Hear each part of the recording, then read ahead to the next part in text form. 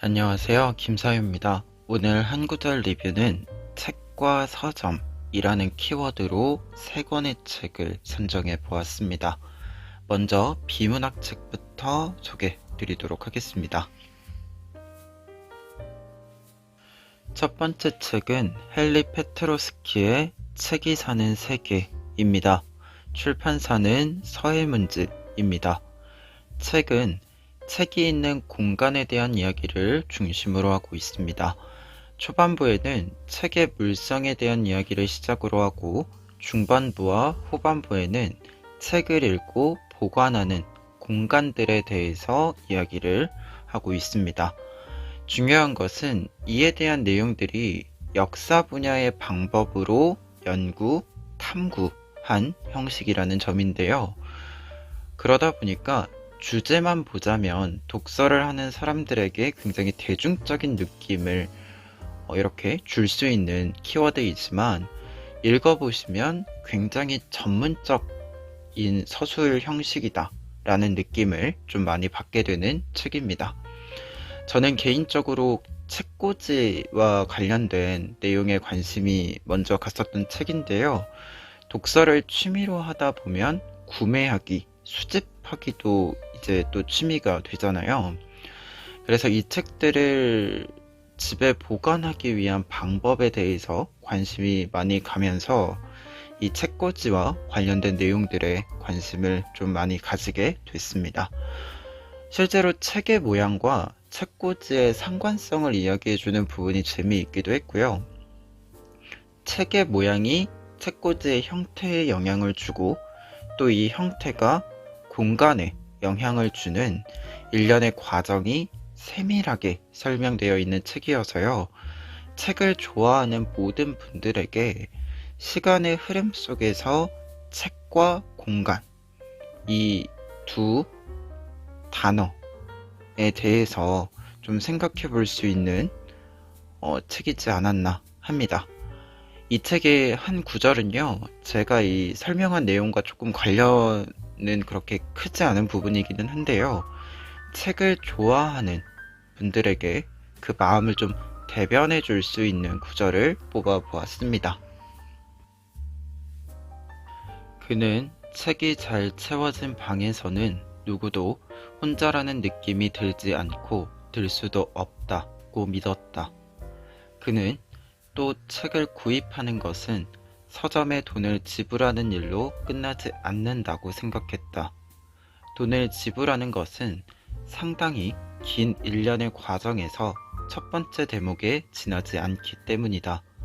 이 과정에는 책장을 유지하고 먼지를 털고 분류 작업을 하는 것까지 포함된다.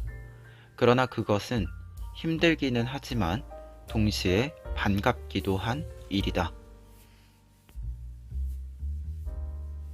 서점과 관련된 책들은요, 제목에 서점이 들어간 소설들을 뽑아보았습니다.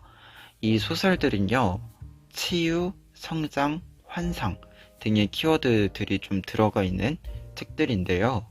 이러한 책들을 또 안 읽으시는 분들도 있지만 쉽게 또 읽히기 때문에 많은 분들이 읽기에 좀 좋다라는 장점이 있는 책들이죠. 저도 가끔씩 가볍게 읽고 싶을 때 이런 책들을 좀 선택해서 읽는데요. 오늘은 그런 책들 중에서 서점이 들어간 두 권의 책을 좀 가지고 왔습니다. 그래서 두 번째 책은요, 황보름 작가님의 어서오세요 휴남동 서점입니다. 출판사는 클레이하우스입니다. 책은 휴남동 서점이라는 공간에서 사장인 영주를 비롯하여 많은 인물들이 고민을 나누고 일상과 책이 있는 삶을 꾸려가는 이야기를 담고 있습니다. 우리가 각자의 사정을 가지고 있다는 사실을 잘 알아주는 책이어서 저는 굉장히 따뜻하게 읽었는데요. 그리고 이 독립서점이라는 공간, 책을 읽고 공유하는 일, 이러한 것들에 대한 독서나 이런 생활에 대한 이야기들이 또 에피소드마다 다양하게 좀 보여지는 것이 있어서 책에 대해서 생각을 좀 정리해 볼 수 있는 소설이기도 했습니다. 그러면 한 구절 읽어 드릴게요.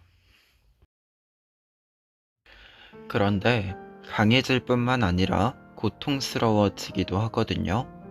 책 속에는 내 좁은 경험으론 결코 보지 못하던 세상의 고통이 가득해요. 예전엔 못 보던 고통이 이제는 보이는 거죠. 누군가의 고통이 너무 크게 느껴지는데 내 성공, 내 행복만 추구하기가 쉽지 않아지는 거예요. 마지막 책은 서동원 작가님의 달 드링크 서점입니다. 출판사는 문학수첩입니다. 문과 보름이 운영하는 서점인 달 드링크 서점은 책을 파는 곳이 아니라 술과 음료, 음식을 파는 독특한 서점입니다. 문이 만든 술과 음료, 음식을 먹으면 어떤 삶이 기억나게 되는데요.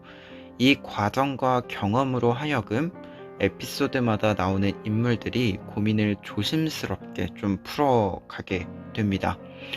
그리고 읽다 보면 이 가게가 왜 서점인지 알게 되실 텐데요. 당신의 인생이 책 한 권과 같다면 이라는 표현이 좀 힌트가 될 수 있을 것 같습니다.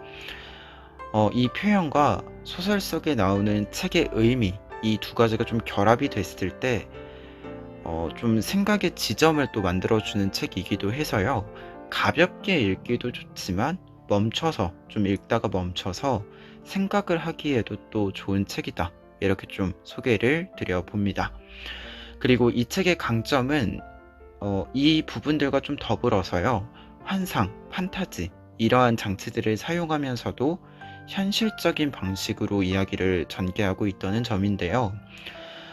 그러다 보니까 좀 위안과 힘을 주는 데 있어서 어떤 것을 무조건적으로 긍정적으로 방향을 틀고 극복하고 이러한 이야기의 흐름이라기보다도 각각의 고민마다 각각의 방식으로 무언가를 생각하고 시도하는 그러한 흐름을 좀 알려주는, 좀 배려 있게 이야기해주는 그런 부분이 굉장히 저에게는 이 책의 강점으로 다가온 부분이었습니다. 그래서 이 책의 한 구절은요, 문이라는 인물이 말을 한 부분인데요. 아마 이 구절이 이 소설을 만든 이유, 배경이지 않을까, 그런 생각이 드는 구절입니다.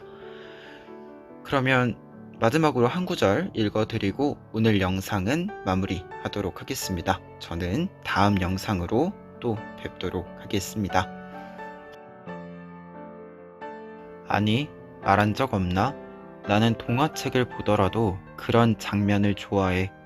아직 행운이 찾아오기 전 한치 앞을 모르는 불안 속에 나아가는 주인공들 말이야. 그들이 꿋꿋이 살아가는 모습은 많은 걸 느끼게 해주거든.